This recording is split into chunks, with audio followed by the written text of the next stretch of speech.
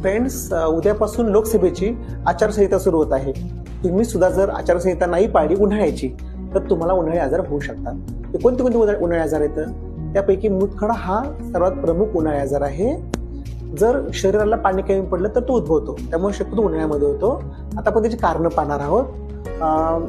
पाणी कमी पिणं हे मूतखडा होण्याचं सर्वात प्रमुख कारण आहे. तसेच अतिश्रम करणं किंवा अति व्यायाम करणं यामध्ये सुद्धा शरीरातून घामावाटे खूप पाणी कमी होऊन जातं आणि त्यामुळे मूतखडा उद्भवू शकतो. तसेच मूत्रमार्गामध्ये म्हणजे युरिनरी ट्रॅकमध्ये जर वारंवार इन्फेक्शन होऊ लागलं तर नायडसद्वारे शरीरात क्षार जमा होतात किडनीमध्ये आणि त्या ठिकाणी मूतखडा तयार होऊ शकतो.